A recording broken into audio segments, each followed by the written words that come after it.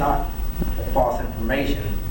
It's information that was, that was There's two different information. Get down to the question of reasonable suspicion. And that was determined by legislators, saying that if, the LPR, because we have to go to the state to get approval to embed warrants, because we're not the only agency that embeds warrants. So TCIC, NCI warrants also get embedded via a state database into our system. So the legislator had said, we looked into it, because this was information I wanted to get to my patrol officers, that an alert or a wanted person on your AOPR system brings reasonable suspicion to make a traffic stop and identify the driver. So in this case, when the driver is identified, it ensures the like driver's license number fits the identifying factors, then further investigation reveals he has an invalid driver's license. Okay. So Judge, I'd submit that the way that, whatever he got on that screen that night,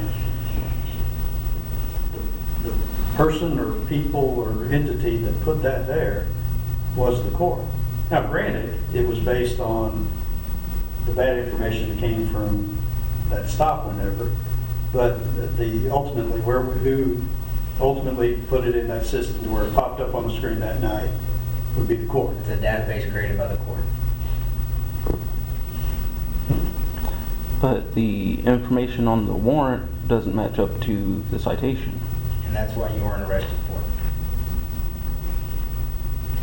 But I was still pulled over.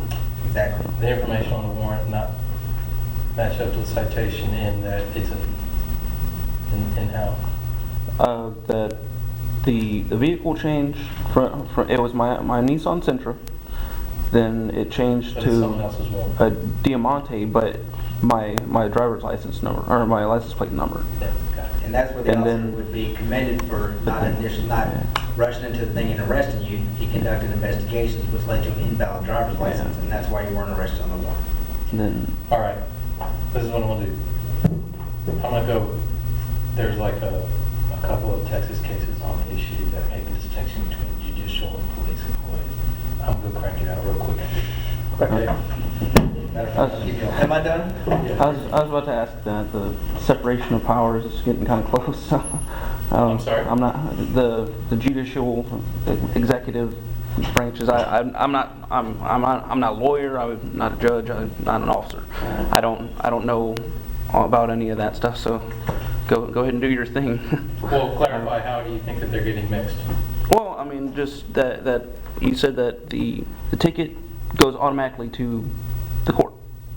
So it's as if the police department can write the warrants themselves, which would. Okay, no, I see what you're saying. That's not a distinction that's of concern. I thought you. Yeah, just a concern. Yeah, it's not. Yeah, that's not a concern. Those types of distinctions is that was true, then they couldn't enforce any tickets at all because the law enforcement passes on the information to the judicial system. So I wouldn't recognize that as a concern. I didn't know if there was something else you were driving at, so I just wanted to know where you're coming from. Well, I mean, just that the warrant. I mean, the information on the warrant is false. I mean, obviously. I got you, and I think we all agree on what the mistake was. The question is whether or not whether the source of the mistake and how it played out in this case is one that constitutes good faith reliance on by the police officer, or whether it doesn't require good faith. It doesn't legitimate the reliance of the police officer because of the source of the mistake being another police officer. And since that, I'm just going to read. And since that, to avoid any further problems, we put processes in place. But to even further the responsibilities, we have to fill out a form and hand it to the court, and they're the only ones that can pull it from the system. So they put it in the system and pull it from the system. So in that case, when we removed your license plate with your name, so you wouldn't be stopped, Right. we had to give it to the court, and they had to do it because of law enforcement. We don't have access to the system. Only the courts. All right. Let me, I'm just going to crank the case over. I've read it here. Huh? You want to tell the jury to smoke a cigarette? Maybe two of them. Is it hard? That's crazy. I didn't know that far. Oh, Oh, you got to see. No, it's we get it, it's a pretty neat system. Yeah. It's, as we're passing, I can be going 70 miles an hour, and Nick can be going 70 miles an hour, east and west. Yeah. It'll hit it. And it'll take a picture of it and say, alert wanted person. I look down. Direction and all that I'll stuff. see a picture of his vehicle with the license plate, and they're like, you know, a red pickup truck. They're like, damn, turn around and go get it. We get, the state embeds all stolen vehicles, all silver alerts for elderly, missing persons, all TCIC, NCIC, well, not all NCIC, not all TCIC, most NCIC warrants. The only problem with the system is that sometimes, or most, I guess not sometimes, it's set to Texas. Luckily, we're not a bordering agency, so it's set to Texas. Now, you can sit there and do that, but if it's a California plate, it'll read it as Texas, because it's hard to distinguish. But it's running as you're going through a parking lot. The best thing is as you're going through a Kroger's parking lot, a Target. It's got 3 cameras. These 2 are facing forward, this one's facing back. It's just, you can hear it popping. It's going ding, ding, ding, ding, ding, ding, ding, ding, ding, ding. A whole Running list of all them. these Yeah. systems. You run through the Walmart and stuff, bam, wanted person. You can literally sit there, wait for the person to come out. Before that, you can see the wanted person, look at the descriptors, look at all this, pull up a driver's license photo if they're parked, you know what I mean? And then when they work out, man, that's the person. So if it,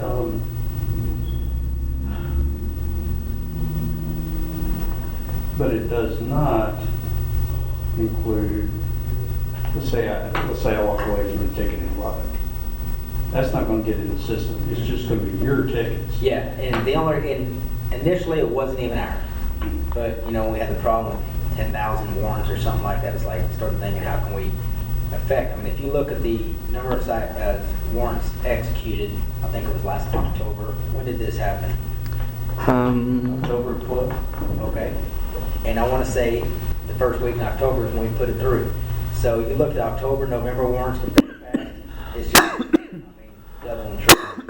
Because it's only local warrants, and we had to write a program that a script that automatically, that allows the court to automatically embed it on a daily, morning. How many agencies, or is everybody running it now? Not everybody, majority of them. A lot of Most HPD, most of your larger agencies, Okay. but, we're so technology driven here that, HPD uses them, their auto dev task force uses them, their parking department uses them because they'll go by downtown and not hit all the ones with parking tickets out, saying parking tickets and follow their vehicle. So, a lot of your larger agencies are using them. It's a good tool. For those all with that test. Well, there's 3 companies out there that we looked at. It's a competitive market, but this was a big guy going on. Oh, it's like I said. The only bad thing is you can't put it through a car wash, you gotta hand wash. Don't mess them up.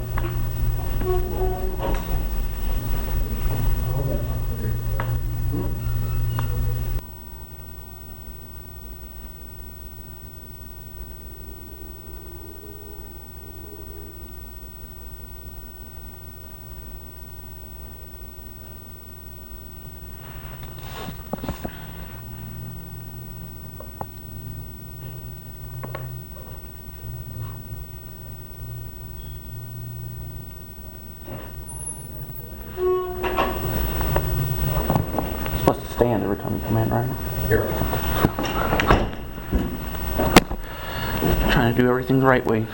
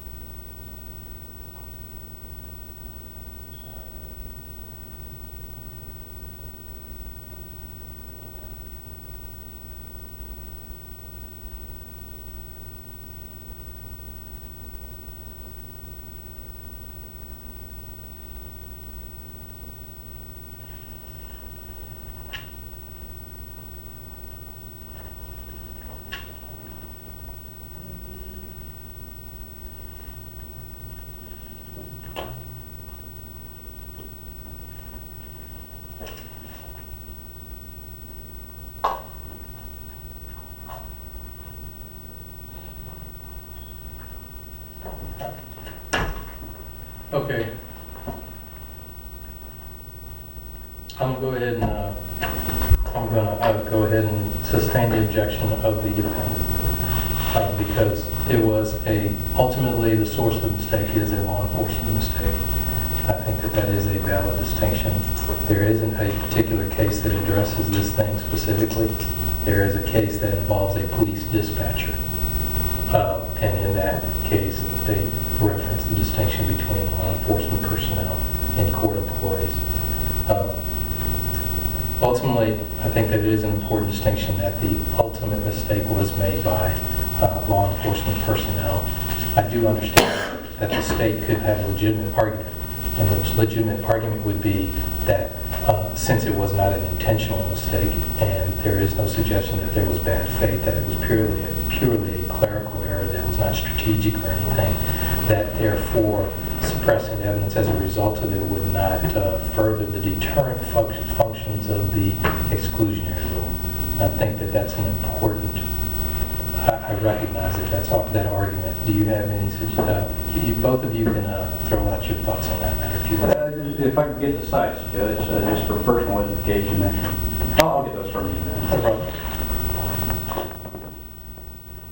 So, State versus Mayorga, M-A-Y-O-R-G-A. And State, and White versus State. White versus State actually comes out on the other side. It had to do with, it's not clear what it had to do with. Hold on a second. Both Texas cases? And they're both after Arizona versus Evans. Arizona versus Evans is the crucial issue. Believe it or not, it's a U.S. Supreme Court case dealing with driving while license suspended.